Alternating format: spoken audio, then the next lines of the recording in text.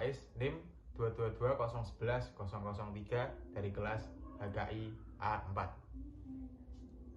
Perkenalkan, nama saya Muhammad Naufal Alifi, NIM 22201100008. Perkenalkan, nama saya Ihsan Nur Hidayat, NIM 22201100015. Perkenalkan, nama saya Abdul Qoyum, NIM 34. Perkenalkan, nama saya Syarif Mustafa, NIM 22201100035.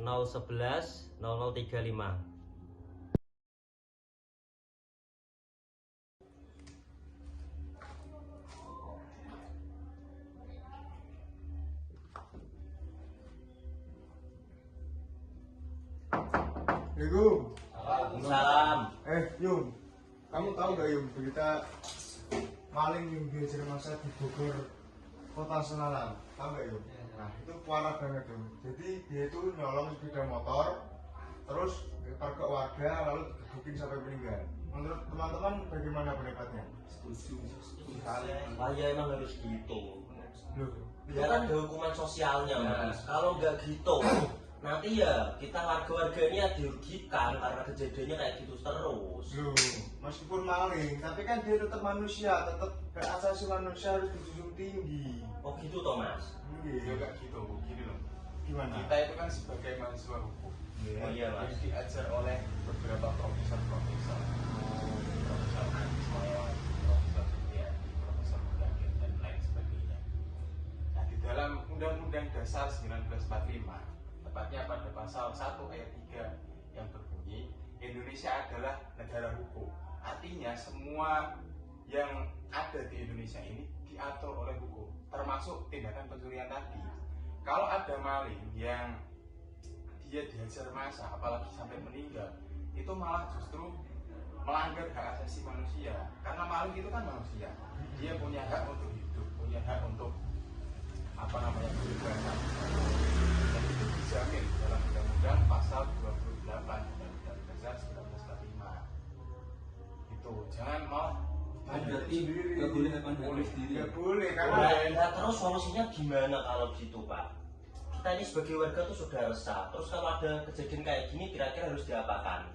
Nah, kalau ada kayak kejadian kayak gitu, pertama kita sebagai warga atau masyarakat, ketika menangkap seseorang pencuri, ya harus diserahkan kepada pihak berwajib, kepada pihak kepolisian.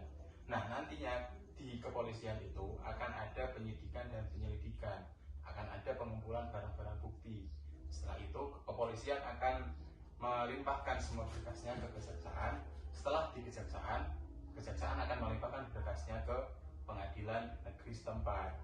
Nah, ketika di pengadilan negeri setempat itu akan diadakan sidang untuk menjatuhi hukuman kepada si pencuri tersebut. Oh, jadi prosesnya begitu ya, Pak? Ya, nggak boleh langsung main hakim sendiri, apalagi sampai menghajar sampai mati, nggak boleh. Itu melanggar hukum. Jadi gini ya, kalau di hukum acara pidana itu tuh ada asas yang disebut asas praduga tak bersalah. Artinya setiap orang dia itu dianggap tidak mempunyai kesalahan, tidak mempunyai dosa sampai ada yang bisa membuktikannya.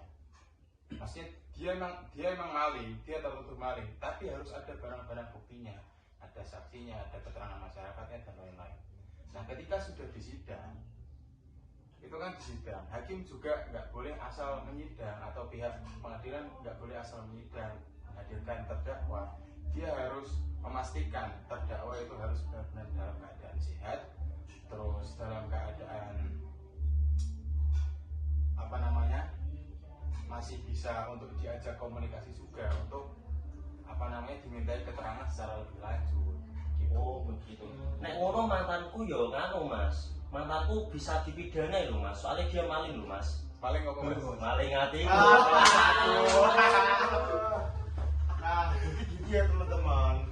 Walaupun maling, kita sebagai warga Indonesia, warga NKRI tidak boleh main hakim sendiri karena manusia punya hak asasi. Jadi begitu. Oh gitu ya. Ya begitu.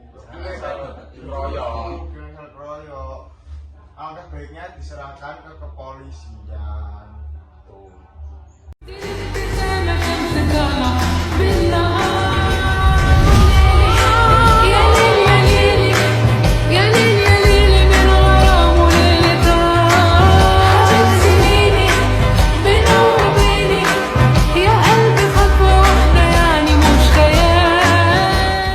Gus Koyum.